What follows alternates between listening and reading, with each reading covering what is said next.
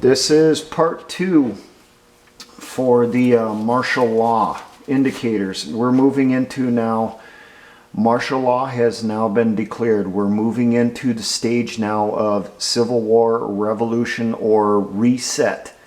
I know there's people that get really hot under the collar on differences between civil war and revolution, so I'm not going to say one or the other, okay?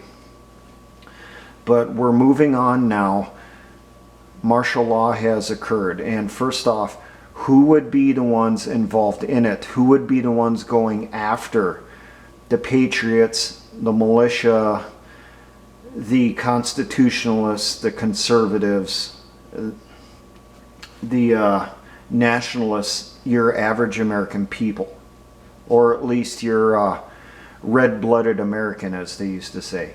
First, you would see in that group would be conspirators or the people that are members of the coup. Now, in that would be their cannon fodder. Their cannon fodder, at least currently, would be your Antifa people, the socialists, the leftists, the communists, the Marxists, the Maoists, the anarchists. Quite frankly, they're all the same. Regardless of what little group they call themselves, they all are the same group. Along with that, you will have misinformed military and police. They'll be lied to. Some of them will support what's going on. Over time, they will become more of the extremists that you'll see later. But you're going to have a lot of military, a lot of police that are misinformed as to the reasons for why this stuff is happening. They're being lied to.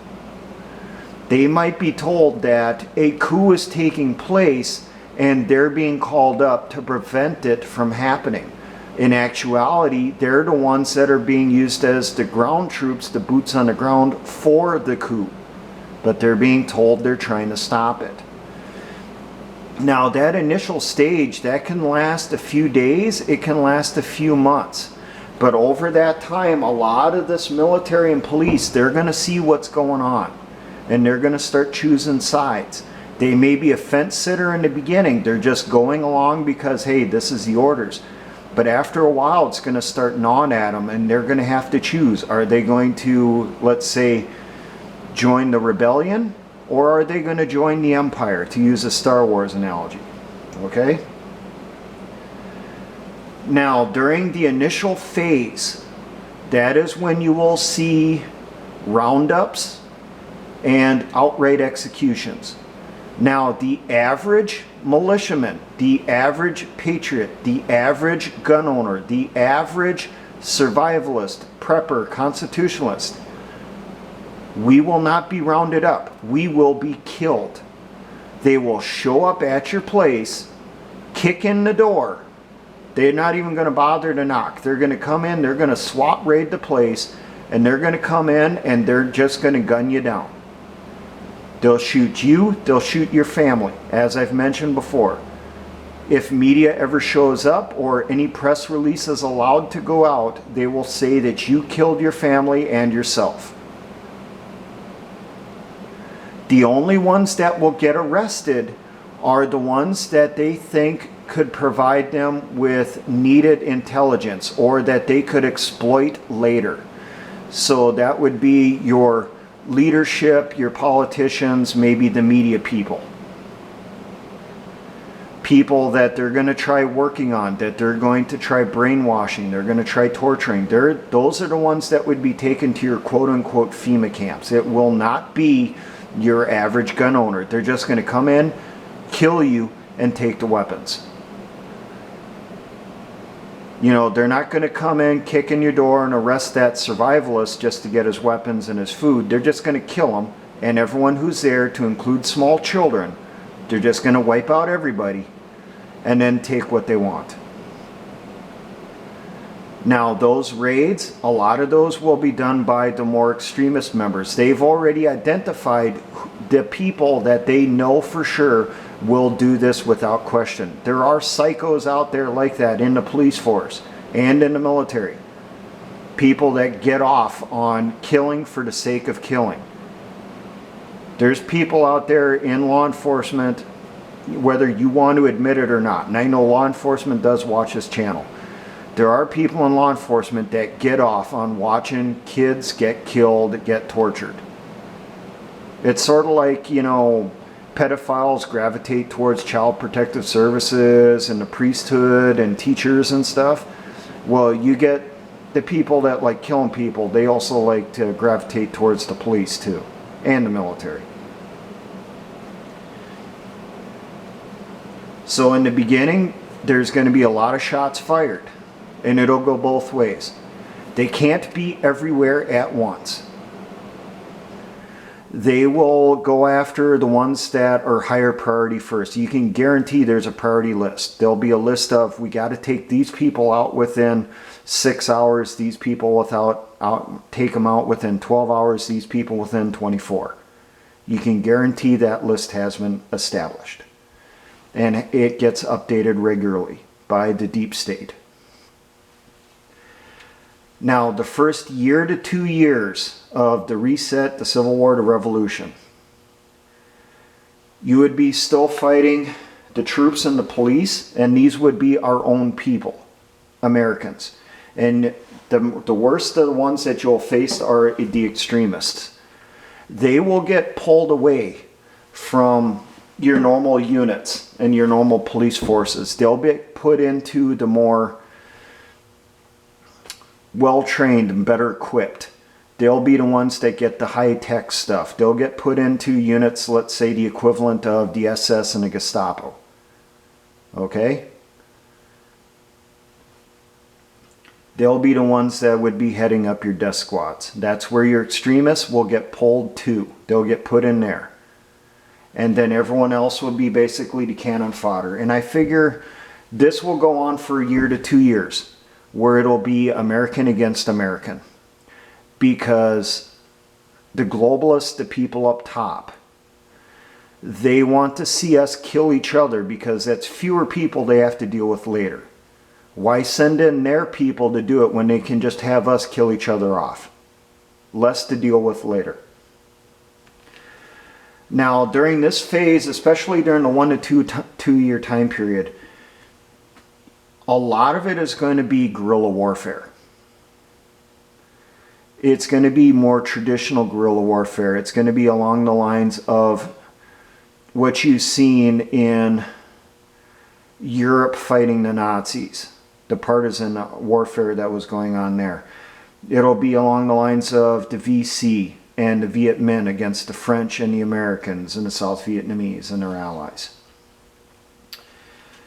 So you will see, especially in that first 1 to 2 years, after the first few months, if not right away, you are going to have units that are going to peel off from the military. You're going to have police peel off from what's going on. They've made that decision that they can't support this, that they are an American first and foremost. They will leave. I anticipate that we will see entire units of National Guard and Reserve, and some units from active duty will just disappear. They get told, hey, you're going to go to this city over here. They get to that, they roll out down the road. They get to that T intersection for the highway. They're supposed to go left. They decide to go right. And when they go right, you know, they're disconnecting the GPS trackers, the Blue Force trackers, and all that stuff that's on their equipment if they're military. They're turning off those radios and they're going to little handhelds they had someone buy over at China Mart. And they disappear into the woods with their equipment. And the stuff that they leave behind, they will disable. They won't necessarily booby trap it, but they won't leave it behind for someone else to pick up and use. Especially the police state or the coup, the whatever that's going on. They'll damage it beyond repair. So I anticipate you would see pockets of full military units, full National Guard, Reserve, and that stuff, elements from active duty. They would be the ones that would disappear into the mountains. They would go into the Rockies, into the Sierra Nevadas, into the Appalachians, into the Ozarks. They'll go into the forests. You'll see them move up into the American Redoubt area, the Pacific Northwest. You'll see them move into the woods along the northern border of the United States. You'll see them move into the swamps and the woods down in the southeast United States. Southwest United States, it's kind of hard. It's a lot of desert region. Not too many areas to hide down there unless they go up into the woods. Now that's where those guys would be fighting along the lines of what you've seen in Ukraine and Syria, where you're going to have the government type troops fighting against the defectors. And consider them that. They're defectors. They've left the coup. They've joined our side. They're fighting back. They've decided they're American. They're not globalist. They've defected. They've joined us. Now, so you're going to have those elements kind of operating at the same time. There will not be too much communication back and forth. You probably won't have too much link with the militia, with those defector units. That will happen over time, but in the beginning it's not going to happen so much because no one's going to trust each other. But over time it will happen, and it will have to happen. And what will occur, part of my state is wooded, and I'm not going to give you more information than that. And I anticipate that a lot of National Guard and reservists and that stuff will disappear with their equipment into that area. Now, those of us that would be militia and the rest of the state, we can help them out. When we do our ambushes, we ambush a mechanized column, we ambush a motorized column, a supply column in that. We capture vehicles that we won't necessarily be able to use. Maybe they could.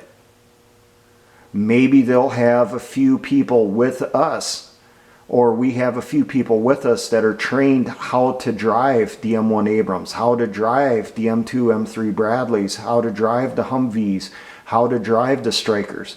And as we capture that stuff, we hide it, and when we get enough of it together, we put on the uniforms of the enemy.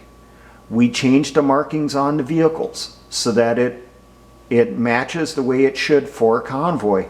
And we convoy the stuff with false papers on the back roads up to those guard and reserve, those defector forces that are hiding, so that they get additional equipment.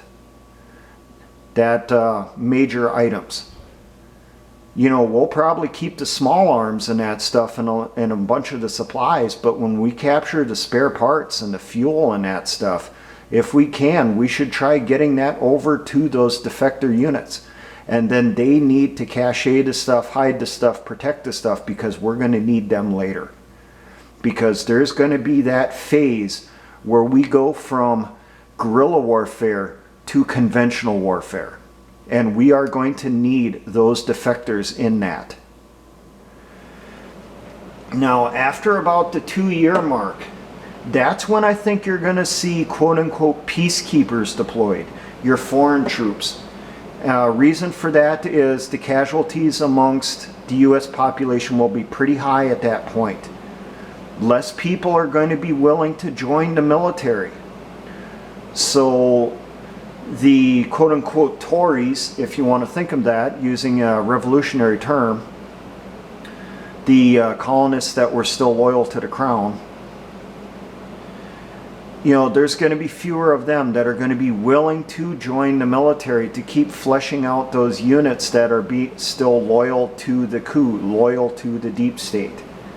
So they have to bring in troops from somewhere else, and that's when you're going to see them come in, probably as quote-unquote peacekeepers. So they'll come in as your I-4 and your S-4 and so forth. You'll still have your extremists on the battlefield. You'll still have your police state SS units moving around, your death squads. They'll still be out there. They're going to be less in the open at that point. They're going to be launching more lightning type strikes, because during this 1 to 2 year mark, they'll be extremely cocky. They'll get picked off a lot easier. They're going to take casualties. They're going to learn from that. So then later on, around that 2 year mark, when those foreign troops start coming in, that's when you're going to see them more of, they're on the bases, then they're launching out by helicopters or quick vehicle strikes, going out, launching a raid, doing the mission, you know, appearing for the cameras, hearts and minds, so on and so forth. We're winning the war when we're actually losing things. And then they go back into their strongholds and they let their cannon fodder take most of the casualties, which would be your Tories. Your military that still is sitting on the fence or is supporting the deep state, the coup, but they're not at an extremist level. They're just out there fighting because they're supposed to. Now, how long would the war last? Statistically, guerrilla wars, civil wars, revolutions, and that stuff last about 7 to 10 years. Around the 7 year mark is when things typically change the most. At that point is when, if it's a foreign invader, the support back home typically turns against them. Turns against the troops' involvement in a foreign land. For the people at home in the country and stuff that are fighting, at that point is when the population is either supporting the rebels or they're supporting the government, the deep state people. So about that 7 year mark is when you're going to see that really big shift. That's from history. This things you can read up on. Now, I think around that point, around that 7 year mark, now it could be at 5 years, it could be at 7 years, it could be at 10 years. There's no set, you know, hey, it has to happen at this point. There's lots of things that occur. But around that point, that's when you're going to start seeing the guerrilla force start becoming more conventional. And I think at least here in the United States, you'll see sudden Tet Offensive type operations going on. And it'll happen in a state and in a region where the militia will attack with support of those defector units that are still out there, that have survived the bombing raids, the airstrikes, the chemical weapons attacks, the tactical nukes and all that stuff. You can guarantee those guys are going to get targeted to hell and gone. That's one of the problems with having that heavy equipment, having those Bradleys, having that armor, is it's going to be a draw for those cruise missiles, a draw, a magnet for those airstrikes. And then when those start failing, the enemy's going to fall back on those chemical weapons. They're going to fall back on the biological weapons. They're going to fall back on the nuclear weapons. But when those Tet Offensives occur, you're going to see the militias coming out, those guerrillas coming out, and they're going to start securing territory. Where before it was secure territory, exploit it, get what you need from it, and then disappear again. So we capture an outpost, we strip what we need from it, and then we disappear. We capture it, we exploit it, get what we need, and disappear. But when that Tet Offensive starts happening, that's when it's going to be the militias coming out. They're coming out in force. They're taking over larger areas and they're holding it. And the only way they'll be able to hold it long term is they will need those defector units, the ones that have been in hiding, the ones that have been fighting on their own little DMZ in the woods on the edge of the mountains and stuff. They'll come out hiding and they'll be pushing forward. And they meet up with the militia at that point. Everything should be pretty coordinated and that stuff. They'll secure that state, secure that region, secure that section of the state, whatever it is. And there'll be that, drop of oil on the water. It'll slowly expand outward. And as they expand outward, other militia units and other conventional units will do the same thing. Now, as time goes on here, as that force gets bigger, gets more conventional and stuff, you're going to see with these Tory units, these units that were loyal to the deep state, to the coup, the conspirators, the whatever, they're going to switch sides. You're going to see that more and more often. It'll probably be a squad of troops will do it, and then a platoon. It'll be a company, a battalion, a brigade. It'll be a regiment. It'll be a division. It'll happen more and more often, especially as the globalist forces, the deep state loses. As the American forces gain more territory, get stronger, get more support from the people. There's going to be people that all through the war are going to be fence sitters, but as the tide turns and they see that American forces, the resistance, the rebels or whatever are getting stronger, they're winning, they're going to start putting their support behind them. It's just what happens. It's what happened during the Revolution. As Francis Marion said, the swamp fox, you know, he may be on the other, that prisoner may be on the other side, may be the enemy today, and tomorrow he's going to be standing beside us because he understood what would happen. You're going to have people that are fence sitting and they're waiting to see who gets the advantage, who's going to be the strongest in the end, and then they're going to tip one way or other. As we gain strength, that's when you're going to see those fence sitters changing over towards the patriot side, towards the American side. Now, what area from the U.S. do I think this is going to originate in? I don't know. I can't say if it would start in the mountain states, if it would start in the Midwest, if it would start in the South, the Pacific Northwest, and the North. I don't know. I know it won't happen out of California. I mean, that's pretty obvious. It won't necessarily happen out of New York or the Northwest of the United States because liberalism has just as much hold up there as it does out in California, whether you guys want to admit it or not. But I think the war itself will last somewhere between 7 to 15 years in length. And I know that's pretty hard for some people to swallow. We've gotten used to wars last weeks and months. Okay, they're quick, they're done, they're over with, we won, you know, mission accomplished.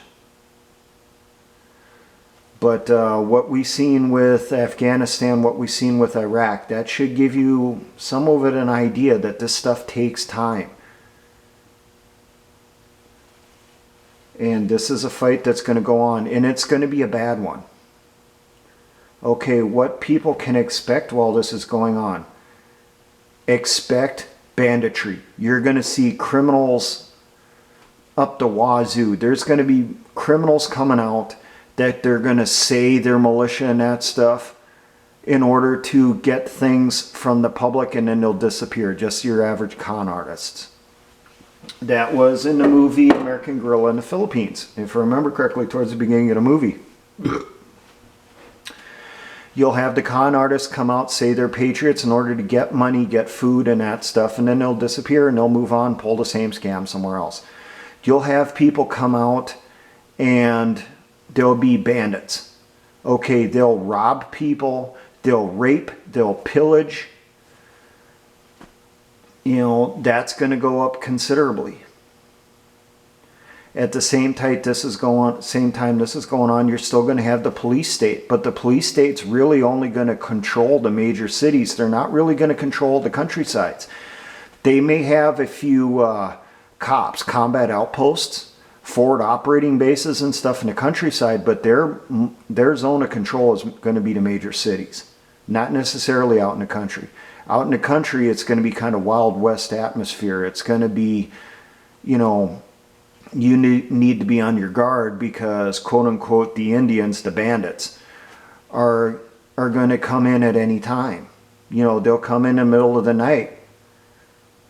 They'll round everyone up inside the house. They'll kill the male members, rape the kids, rape the wife, and then maybe kill them, or they'll stick around for a few days for a few more fun, rape them to death, and that, you know, live off your food and your supplies, and they'll move on. Or there'll be a lightning raid. They just come in, they kill you, and take what they want, and they leave. Food will be hard to come across. It will be hard to get. And that will be because a breakdown of the transportation system, a breakdown of the logistics of this country. This country lives on the just-in-time inventory system. There are no large stocks of food items in stores. Warehouses and distribution centers for major grocery networks, they don't have a lot of stuff either, whether you believe it or not. Yeah, it may be a big building, but really they only have a few days worth of supplies even in those to supply those stores. They even go off of continuous shipments coming in 24 hours of groceries and stuff coming in. Of, you know, more shipments of diapers, more shipments of toilet paper and soap and shampoo and everything. That stuff comes into those warehouses and those distribution centers around the clock. They just have a little bit more than what the store does, but not much. They're covering a larger area, so they have limited supplies. You're going to have problems with the farmers being able to get fuel to be able to run the tractors to plant the crops, let alone get the crops into a truck and then run the truck from the farm to the elevator or the processing plant. There's going to be major issues there too. So food will be in short supply. And that is a weapon that the deep state will manipulate. You can guarantee they will use the food as a weapon. They will use that as control. They will give it out, but only if you give them information. They'll give it out only if you're loyal. You're reporting on your neighbor. You're reporting on your family member. You know, medical will be extremely rationed, and that will be hard to get. Medicines and that stuff that comes out to the average person will be few and far between. Most of it will go to the elites, to the people in control of the deep state. And I just looked, this is a longer video. This is probably going to go over a half hour. But medical supplies are going to be really hard to get also. That will be seriously manipulated by the deep state, by the police state also. So there will be a lot of pandemics that will break out. They will wipe out entire cities. Entire small towns will get wiped out by virulent flus and other diseases. And likely a lot of those would be ones that would be released by the deep state in order to bring down the population, whether you want to believe it or not. Because that's what the ultimate goal of this whole thing will be, is depopulation, bringing down the average person, bringing down the quote-unquote useless eaters, I think is the term that they typically use for the average person. So, you will see a lot of death. You will see close family members die, to include children. You will see a lot of, it will be like it was in the 19th century and before. You know, a lot of children will be stillborn. A lot of kids will not live more than a few years because they'll get sick. They'll freeze to death. They'll starve to death. They'll die because their parents were killed. You know, I expect that during the reset, the Civil War, the Revolution, we'll see the country's population brought down by over 60%. Possibly as high as 80%. Some of them will die on the battlefields. Some of them will just die for these other reasons. Away from the battlefields. Not enough food, no clean water, no fuels to heat their homes in winter times. They can't cool them good enough in the summer times if they're in warmer parts of the United States. And they burn up with fever. not enough food. You know, it'll be bad. It'll be extremely bad.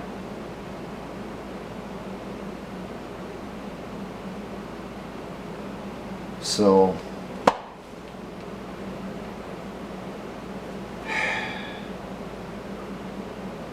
when will this happen? That's probably something that's going through your mind right now. When will this happen?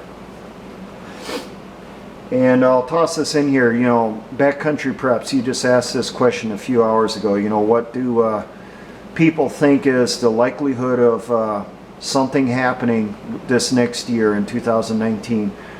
My feeling is it's over 90% that something's going to happen. Now, I talked to a close family member of mine over the last couple weeks here with the stuff with the funeral for my buddy, which was a couple days ago.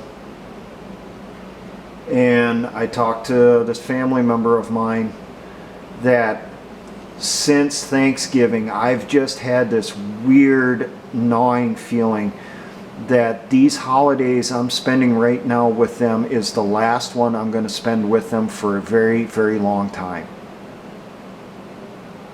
And that's not something they wanted to hear.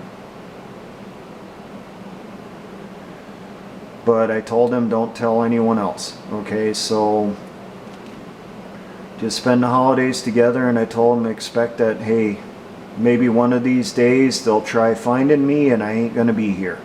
I'm going to be off in the woods. I'll be gone. I think right now, my gut tells me something's going to happen this coming spring. That some major event, some coup or something out in the open is going to occur in this spring. I think we're going to see the seeds planted for it here as soon as the Democrats take control of the House of Representatives here in January. They're really trying to play it up right now with the shutdown of the federal government. I think that's going to be part of it too. I just have a feeling they're going to keep building into this until they're going to say that, hey, we need to depose Trump to, you know, right America, put us on the right track, blah, blah, blah, blah. And you'll see the neocon, never Trump Republicans are going to join in with the socialists, the Democrats. And it's going to be something that's going to kick off here in within a few months. It's probably going to be sometime in spring here. I doubt it's going to be during winter because they're not going to be able to mobilize their cannon fodder, the Antifas and all that stuff during the cold weather months. They're going to have to do it when it starts getting warmer. That's why I think they're going to kick it off starting sometime in spring. So let's get a discussion going on this, okay, people? Let's hear your thoughts on it. On both of these videos, on the one on martial law indicators and the reset, the Civil War, the Revolution, and that stuff that I think is going to be coming soon. Let's get a discussion going on this. Let's flesh this out some more. How do you think this is going to play out? And do you believe I'm way off base, or do you think I might be on to something? You know, what am I missing? So now for all my brothers and sisters in the Patriot and militia movements, always remember, essayons, let us try.